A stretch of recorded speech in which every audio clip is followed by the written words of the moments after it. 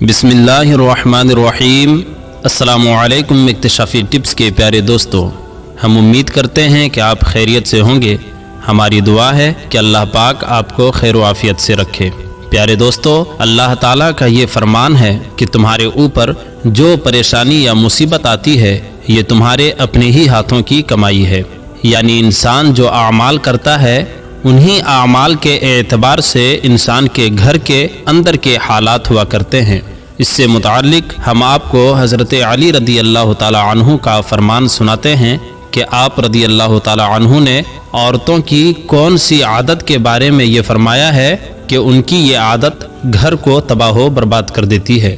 اس بارے میں حضرت علی رضی اللہ تعالی عنہ کی حکایت ہے کہ حضرت علی رضی اللہ تعالی عنہ کی خدمت میں ایک عورت حاضر ہوئی اور کہنے لگی، اے امیر المومنین، وہ کون سی عورت ہے جو اپنے گھر کو برباد کرنے والی ہے اور اپنے گھر سے اللہ کی رحمت اور برکت کو ختم کرنے والی ہے؟ تو آپ رضی اللہ تعالی عنہ نے اس عورت سے فرمایا کہ یاد رکھو، جس عورت میں یہ ایک عادت موجود ہو تو وہ عورت اپنے گھر کو برباد کر دیتی ہے۔ اس عورت نے جب آپ سے پوچھا کہ وہ کون سی عادت ہے تو اس کے جواب میں حضرت علی رضی اللہ تعالی عنہ کا کیا فرمان تھا؟ دوستو، یہ جواب بڑا ہی غور طلب ہے۔ حضرت علی رضی اللہ تعالی عنہ نے جواب دیتے ہوئے فرمایا کہ یاد رکھو کہ جب عورت گھر میں کھانا پکاتی ہے اور اللہ کا نام لیے بغیر ہی کھانا پکانے میں مصروف ہو جاتی ہے اور کھانا پکاتے وقت اپنے دل و دماغ میں حسد، کینہ، بغض اور نفرت رکھتی ہے تو یاد رکھو یہی وہ عورت ہے جو اپنے ہی ہاتھوں اپنے گھر کو تباہ و برباد کر دیتی ہے۔ یاد رکھنا کہ عورت جب کھانا پکاتی ہے تو اس کے احساسات کا اس کھانے پر اثر پڑتا ہے، اور یوں حسد، نفرت اور بغض و کینہ کے ساتھ جو کھانا پکایا جائے گا تو اس کے اثرات اس پر بھی پڑیں گے جو اس کھانے کو کھائے گا، اور یوں گھر کا سکون اور امن ختم ہو جائے گا۔ اللہ کی رحمت اور برکت اس گھر سے دور جانے لگے گی۔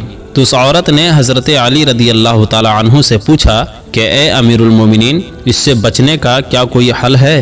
تو آپ رضی اللہ تعالی عنہ نے فرمایا کہ جب بھی کھانا پکانے کے لیے بیٹھو تو اللہ کا نام لے کر کھانا پکایا کرو، اور اللہ کا نام لے کر ہی کھانے کو کھایا کرو، کیونکہ جس کھانے پر اللہ کا نام لیا جاتا ہے تو اس کھانے سے وہ احساسات اور اثرات دور ہو جاتے ہیں جن کی وجہ سے اس گھر میں پریشانیاں آنی ہوتی ہیں۔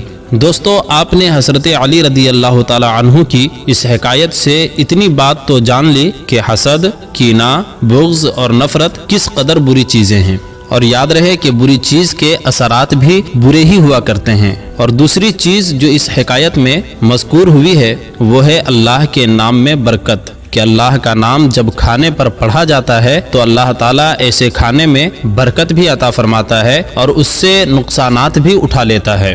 یاد رہے کہ احادیث نبویہ صلی اللہ تعالی علیہ وآلہ وسلم میں بھی حسد اور کینہ کی سخت ممانعت فرمائی گئی ہے، جیسا کہ ایک روایت میں ہے کہ حضرت انس رضی اللہ تعالی عنہ کا بیان ہے کہ اللہ کے رسول صلی اللہ تعالی علیہ وآلہ وسلم نے فرمایا کہ ایک دوسرے سے بغض نہ رکھو اور نہ حسد کرو اور نہ ہی ایک دوسرے کی غیبت کیا کرو، اور اللہ تعالیٰ کے بندے اور آپس میں بھائی بھائی بن کر رہو۔ اور کسی مسلمان کے لیے یہ جائز نہیں ہے کہ وہ اپنے مسلمان بھائی سے 3 دن سے زیادہ جدا رہے، یعنی قطع تعلق کرے، بروایت صحیح بخاری جلد سوم حدیث نمبر 1003۔ اسی طرح ایک اور روایت ملتی ہے کہ نبی اکرم صلی اللہ تعالی علیہ وآلہ وسلم نے فرمایا کہ لوگ ہمیشہ بھلائی سے رہیں گے جب تک کہ وہ حسد سے بچتے رہیں گے، بروایت طبرانی۔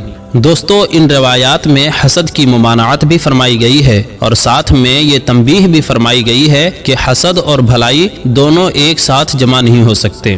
جہاں حسد ہوگا وہاں بھلائی، برکت اور اللہ کی رحمت نہیں ہو سکتی، اور جہاں بھلائی، برکت اور اللہ کی رحمت ہوگی وہاں حسد کا کوئی کام نہیں۔ یاد رہے کہ اخلاق کی ہر برائی نقصان دہ ہے، کبھی یہ نقصان دنیا ہی میں نظر آ جاتا ہے اور کبھی آخرت تک موقوف ہو جاتا ہے، لیکن حسد یا جلن ایک ایسی بیماری ہے جس کا شکار دنیا ہی میں نفسیاتی اذیت اٹھاتا ہے اور دل ہی دل میں گھٹ گھٹ کر مختلف ذہنی اور جسمانی امراض میں مبتلا ہو جاتا ہے، یعنی حاسد کی سزا دنیا ہی سے شروع ہو جاتی ہے۔ اسی وجہ سے قرآن پاک میں حسد کرنے والوں کے شر سے اللہ کی پناہ مانگنے کی ترغیب دی گئی ہے۔ क्योंकि वो इस बावलेपन में किसी भी हद तक जा सकते हैं। याद रहे कि हसद के बारे में हुजूर नबी अकरम सल्लल्लाहु ताला अलैहि वसल्लम ने फरमाया कि हसद नेकियों को इस तरह खा जाता है जैसे सूखी लकड़ी को आग खा जाती है। लिहाजा दुनिया व आखिरत की भलाई के लिए इस बीमारी को जानना और इससे बचने की तदबीर इख्तियार करना हर मुसलमान मर्द और औरत के लिए जरूरी है। यहाँ मुख्तसरन हम आपको ये बात समझाने की कोशिश करते हैं कि आखिर ये हसद क्या चीज़ है। याद रहे कि हसद का लुग़वी माना किसी दूसरे शख्स की नेमत या खूबी का जवाल चाहना या उसमें नुकसान के दर पे होना है। मिसाल के तौर पर एक शख्स जब देखता है कि उसके भाई के पास कार आ गई है तो वो आरजू करता है कि काश ये कार उससे छिन जाए और उसकी कार को कोई नुकसान पहुंच जाए ताकि इसकी राहत में इजाफा हो सके। हसद जैसी बीमारियों की निशानियां ये हैं कि किसी की तरक्की से दिल में घुटन महसूस होना और नाखुश होना और उसके नुकसानात की तमन्ना करना या नुकसान हो जाने पर खुश होना।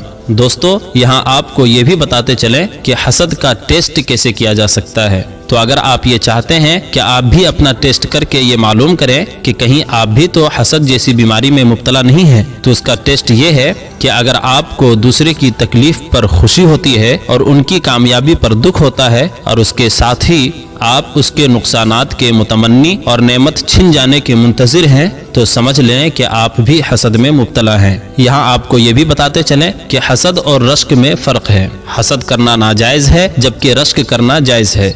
हसद का मफ़हूम किसी की नेमत या खूबी का जवाल चाहना और उसके छिन जाने की ख्वाहिश करना है, जबकि रश्क में किसी शख्स की खूबी से मुतासिर होना और उस जैसा बनने की कोशिश करना है। लेकिन रश्क में वो नेमत महसूल जिससे हसद किया जाए उसके छिन जाने या उस नेमत को नुकसान पहुंच जाने की कोई ख्वाहिश नहीं होती। चुनांचे हसद एक मनफी जबकि रश्क एक मुस्बत जज्बा है। हसद इंतहाई बुरी और कबीह जबकि रश्क भली और अच्छी चीज़ है। दोस्तों, हमें उम्मीद है कि आपको हमारी इस गुफ्तगू से फ़ायदा हुआ होगा। ख़वातीन में ये बीमारी अक्सर औक़ात ज़्यादा होती है, इसलिए चाहिए कि इस वीडियो को अपने ख़वातीन के साथ लाजमी शेयर किया जाए। और चूँकि मर्द भी इस ऐब और बुराई से पाक नहीं होते, इसलिए मर्द हजरात और ख़वातीन दोनों के लिए ज़रूरी है कि अपने आप को हसद और बुग़्ज़ जैसे गुनाहों से दूर रखें ताकि घर से नफ़रतें दूर हो सकें और घर में अल्लाह की रहमतें और बरकतें नासिल हो। याद रहे कि जहाँ हसद होगा वहाँ नफ़रतें होंगी और जब तक हसद ख़त्म नहीं होगा आपस की मोहब्बत और उल्फत का तो सवाल ही पैदा नहीं होता। इसीलिए प्यार, मोहब्बत और सिले रहमी को परवान चढ़ाएं, ना कि हसद, कीना और बुग़्ज़ को। अल्लाह ताला से दुआ है कि अल्लाह हमें दीन की समझ अता फरमाए और उसके मुताबिक ज़िंदगी बसर करने की तौफ़ीक़ अता फरमाए। आमीन। प्यारे दोस्तों, हम ये उम्मीद करते हैं कि आपको हमारी आज की ये वीडियो ज़रूर पसंद आई होगी। अगर आपको हमारी आज की ये वीडियो पसंद आई है तो हम आपसे इल्तिमास करते हैं कि हमारे चैनल इक्तिशाफी टिप्स को ज़रूर सब्सक्राइब कर लें और साथ ही लगे बेल के बटन को भी प्रेस कर लें ताकि आपके पास हमारी आने वाली मज़ीद मालूमाती वीडियोस का नोटिफिकेशन वक्त के साथ मिलता रहे। सब्सक्राइब के साथ साथ हमारी वीडियोस को लाइक भी करें और अपनी कीमती राय का इजहार कमेंट में ज़रूर करें। कमेंट्स में आप अपने सवालात भी हम तक पहुँचा सकते हैं। अब हम आपसे इजाज़त चाहते हैं। अल्लाह ताला आपको अपने हिफ्ज़ व अमान में रखे। आमीन।